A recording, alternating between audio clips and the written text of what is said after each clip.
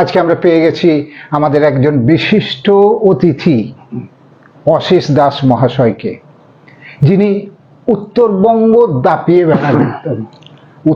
দাপিয়ে বেড়ান এবং জনজাতি থেকে শুরু করে নদ নদী পাহাড় যার নখদর্পণে বিভিন্ন পুরস্কারে ভূষিত হয়েছেন তিনি, এবং খুব শীঘ্রই আরো একটি বড় পুরস্কার তার হাতে আসতে চলেছে।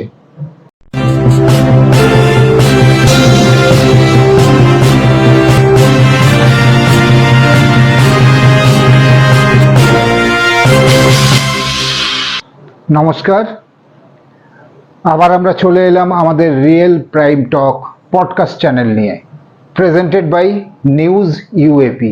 আমাদের স্লোগান হলো ফোকাস অন ইম্প্যাক্টস। আজকে আমরা পেয়ে গেছি আমাদের একজন বিশিষ্ট অতিথি অশেষ দাস মহাশয়কে, যিনি উত্তরবঙ্গ দাপিয়ে বেড়ান এবং জনজাতি থেকে শুরু করে নদ নদী পাহাড় যার নখদর্পণে বিভিন্ন পুরস্কারে ভূষিত হয়েছেন তিনি, এবং আরো একটি বড় পুরস্কার তার হাতে আসতে চলেছে। বইও লিখেছেন প্রচুর, এবং প্রচুর গবেষণামূলক লেখা তিনি লেখেন এবং গবেষণায় করেন। পাহাড়ে জঙ্গলে নদীতে গ্রামে গঞ্জে ঘুরে সেই শিলিগুড়ির ইতিহাস তিনি তুলে আনেন তার লেখনীর মধ্যে দিয়ে। তাকে আজকে আমরা পেয়েছি, আমরা কৃতজ্ঞ। হ্যাঁ, তো অশেষবাবুর সাথে প্রথমে পরিচয় করে নিই। প্রথমে অশেষবাবুর কাছে ওনার পরিচয়টা আমি জেনে নিচ্ছি। একটু নমস্কার, একটু বলুন আমার দর্শকদেরকে। নতুন করে বলার কিছু নেই, লেখাজোখা করি। উত্তরবঙ্গ শিলিগুড়িতে আমার জন্ম, তো বড় পরিসরে তো কাজ করার সুযোগ সুবিধা আমার নেই, সেই ইনফ্রাস্ট্রাকচারও আমার নেই। তা আমি আমার উত্তরবঙ্গকেই বেছে নিয়েছি। আর এটা বাছার আর একটা বড় কারণ হচ্ছে উত্তরবঙ্গের চারদিকেই অন্যান্য দেশ রয়েছে, অর্থাৎ সীমান্ত অঞ্চলের এক টুকরো ভূমি হচ্ছে উত্তরবঙ্গ। একদিকে নেপাল, ভুটান, বাংলাদেশ, এখান থেকে তিব্বতের দূরত্ব খুব একটা বেশি নয়, সে কারণে উত্তরবঙ্গ নিয়ে আমার একটা আগ্রহ। আর একটা কথা হচ্ছে এখানকার মানুষ, বিভিন্ন জনগোষ্ঠীর মানুষ এখানে থাকে। কত বাচিক গোষ্ঠী আছে সেই নিয়ে এখন পর্যন্ত পূর্ণ গবেষণা হয়নি, তবে তফসিলি জাতি এবং তফসিলি উপজাতি বলতে যাদের আমরা বুঝি সেরকম বেশ কিছু, একটি বোধহয় 50টার উপরে আর একটি হচ্ছে 30টার উপরে, আচ্ছা, এরকম জনগোষ্ঠী রয়েছে এখানে। আচ্ছা, তো তাদের মধ্যে সবাইকে নিয়ে তো আর কাজ করা সম্ভব না একটা মানুষের পক্ষে। তো আমি বেছে নিয়েছিলাম আমাদের পাহাড়ের লেপচা জনগোষ্ঠী এবং সমতলের রাজবংশী জনগোষ্ঠী, এবং এদের জীবনধারা পর্যালোচনা করতে গিয়ে আমি দেখেছি এরা বেশিরভাগটাই প্রকৃতির উপর নির্ভর ছিল। যেমন নদীর মাছ বা এদের নিজস্ব যে বাস্তুতন্ত্র সেখানেও ছিল রাজবংশীদের। তাছাড়াও আমাদের ভুটান, এখানে কারা বহিরাগত ইংরেজ কিছু কি বলবো ডিপ্লোম্যাসি করে গেছে, যার ফলে আমাদের উত্তরবঙ্গ, বিশেষত আমাদের দার্জিলিং জেলা বারে বারে কেঁপে কেঁপে উঠেছে। পার্বত্য অঞ্চল যেটা বাংলার একটা অংশ ছিল, সেখানে আজকে বাঙালি ক্রমশ পিছু উঠছে। নেপালিরা বাইরে থেকে এসে সেই জায়গা দখল করে নিয়েছে। এমনকি সেখানকার যারা ভূমিপুত্র ছিল লেপচা, তারাও নিজ ভূমি আজকে পরবাসী। এই সমস্ত নিয়ে লিখতে আমার ভালো লাগে। কিছু সত্যি কথা, অপ্রিয় সত্যি কথা বলতে হয়, কিন্তু আলটিমেটলি দেখা যায় যে অপ্রিয় সত্যি কথা বললে সাময়িকভাবে হয়তো কেউ কেউ ভিলেন ভাবে, কিন্তু আলটিমেটলি ওটাই কাজে লাগে। যেমন বাঙালির কথা আমি বহুকাল আগে বলেছিলাম। চাটা না ঠান্ডা হয়েছে, চা খেতে খেতে বলুন। তো বাঙালির কথা বহু আগে বলেছিলাম, আজকে সবাই বলছে বাঙালি, সব রাজনৈতিক দলগুলি বলছে তাদের হিসেব। এখন মূলত আমাদের এই যে আমি উত্তরবঙ্গ নিয়ে চর্চা করতে গিয়ে দেখেছি আমাদের সবটাই নির্ভর করে ভোটের উপর। যেমন টোটো জনগোষ্ঠী, একটা ক্ষুদ্র জনগোষ্ঠী, কিন্তু তাদের নিয়ে সেরকম ভাবে কেউ ভেবেছে বলে মনে হয় না। তাদের নিয়ে গবেষণা হয়েছে, গবেষকরা পুরস্কার পেয়েছেন, অনেক কিছু পেয়েছেন, কিন্তু তাদের যে জমি দখল হয়ে গেছে সেই ব্যবস্থাটা আর কখনো তার কোনো প্রতিকার হয় না। কারা দখল করেছে? আচ্ছা, কেন অশেষবাবু, আপনি যে এই যে কাজগুলো করছেন দীর্ঘদিন ধরে, কোনো সংস্থা বা কোনো গোষ্ঠী তো এগিয়ে আসে যে আপনার এই যাওয়া আসা থাকা খাওয়া খরচা গবেষণার কাজে সম্পূর্ণ নিজের খরচা দিয়ে এগুলি আপনি- সম্পূর্ণ নিজেরাই, আর কখনো কখনো কালেকটিভ হয় বেশিরভাগ সময়।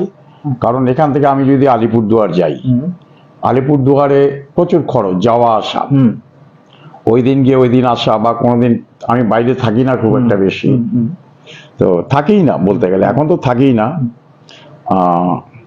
বন্ধু বান্ধবরা কখনো তাদের গাড়িতে যাই, কখনো ঠিক আছে সবাই মিলে চলো একটা কিছু হয়ে যাবে, এইভাবেই মানে হয়। সম্পূর্ণ নেশা থেকে তৈরি। সম্পূর্ণ নেশা, অশেষ ভালোবাসা। বাবুকে আমরা জানি উনি একসময় সাংবাদিকতাও করেছেন। একদিকে একদিকে যেমন উনি সাংবাদিক, আরেকদিকে উনি সাহিত্যিক গবেষক, এই সমস্ত কিছু গুণই তার মধ্যে আছে।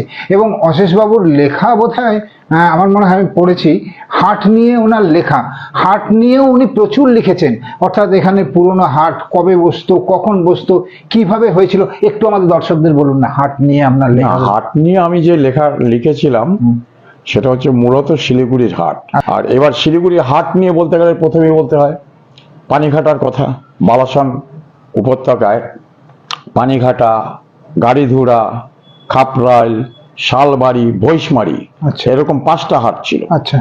এবং 5টা হাটের বেশিরভাগ খরিদ্দারি আসতো তখন মূলত পাহাড় হয়ে এরা আসতো, আচ্ছা। পাহাড় থেকে আসতো, সিকিম, হুম, ভুটান, আচ্ছা। এই সমস্ত অঞ্চল থেকে।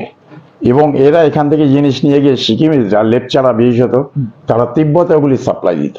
আচ্ছা। এবং তাদের যে বিনিময় প্রথা ছিল, তারা যদি যে পরিমাণ মাংস দিত সে পরিমাণ লবণ তারা পেত তিব্বত থেকে। আচ্ছা। এই কারণে শিলিগুড়ির হাটের একটাই ছিল। আর অশোকবাবু, আপনার এখনো পর্যন্ত সবচেয়ে মনে হয়েছে যে আপনি যে লেখাটা লিখেছেন তার মধ্যে সব থেকে বেস্ট লেখা কোনটা আপনার মনে হয়েছে? কোন লেখাটা আপনার খুব মনে দাগ কেটেছে? সেই কয়েকটা লেখাটা? লেখার কথা মনে পড়ে, যেমন ভুটান থেকে এই যে নেপালিদের তাড়ালো, হুম, তার একটা লেখা। হুম, সেটার জন্য আমাকে খুব খাটতে হয়েছিল। হুম, প্রথমে খুব খেটেছিলাম, তারপরে খুব না খেটে একটা হাতের চাপ পাওয়ার মতন পেয়ে গেছিলাম আমি। আচ্ছা।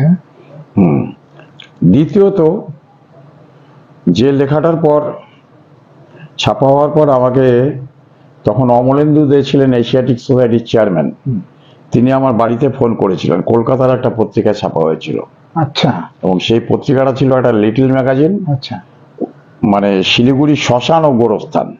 এখন আমরা আবার আমাদের আড্ডা চলবে। আমরা এখন নিয়ে নিচ্ছি একটা ছোট্ট বিরতি।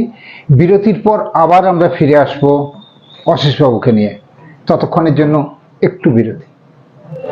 আমরা এই মুহূর্তে দাঁড়িয়ে আছি শিলিগুড়ির সেবক রোডের সিটি মল।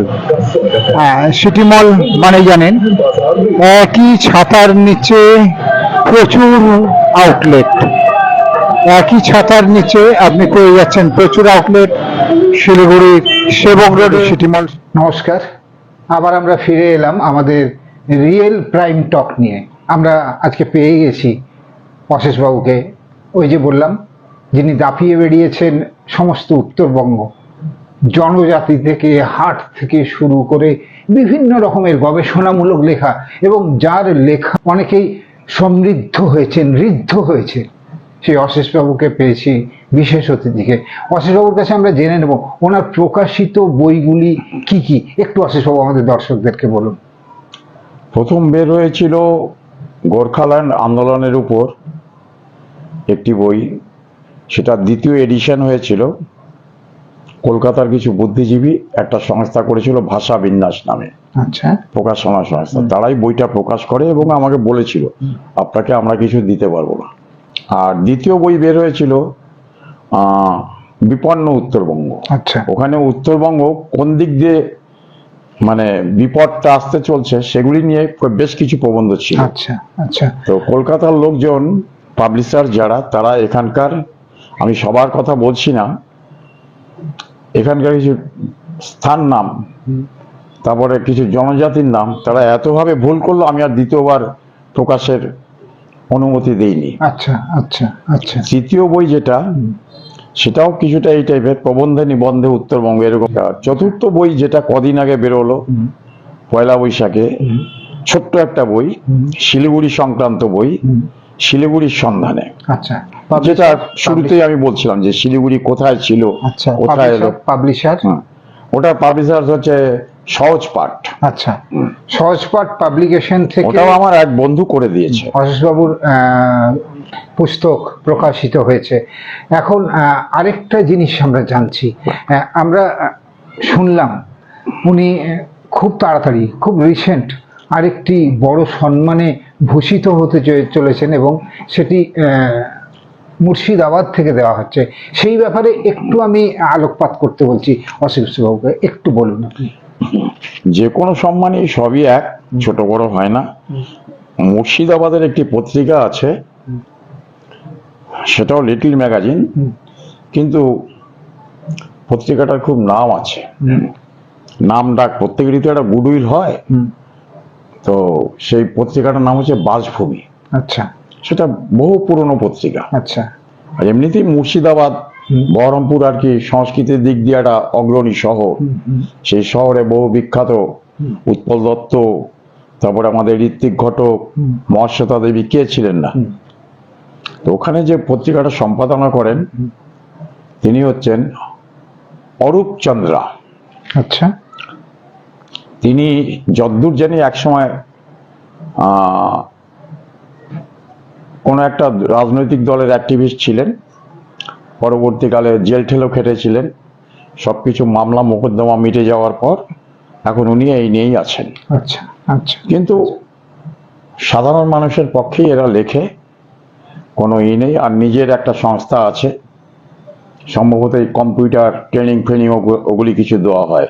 তারপর স্পোকেন ইংলিশ, ভদ্রলোক ভালো। আচ্ছা, তারা আপনাকে মনোনীত করেছেন? ওরা ওই সংস্থায় এক ভদ্রলোক ছিলেন সৌমেন্দ্র কুমার গুপ্ত। আচ্ছা, তিনি আমাকে একদিন ফোন করেন যে আপনি কৈবর্ত বিদ্রোহ নিয়ে একটা আর্টিকেল লিখেছিলেন, ওটা চাই। আচ্ছা, সেখান থেকে সেই মাধ্যমে আমার সাথে অরূপবাবুর সাথে সম্পর্কটা গড়ে ওঠে। সেই থেকেই অরূপবাবু এবার হঠাৎ করে আমাকে জানালেন যে আপনাকে আসতে হবে, এই ব্যাপার। আচ্ছা, তো বাসভূমি পুরস্কার সব বন্ধু বান্ধব বললো, এ তো বিরাট ব্যাপার। আমাদেরও অগ্রিম শুভেচ্ছা থাকলো অশেষবাবুর জন্য। ধন্যবাদ। অশেষবাবু সুস্থ থাকুন এবং শিলিগুড়ির মানুষের জন্য, পশ্চিমবঙ্গের মানুষের জন্য এরকম লেখা উপহার দিয়ে যান। ধন্যবাদ, ধন্যবাদ আপনাকে। আমরা আবার আগামী দিনে ফিরে আসবো আরো কোনো বিশেষ অতিথিকে নিয়ে। ততক্ষণের জন্য রিয়েল প্রাইম টকে আপনাদেরকে নমস্কার।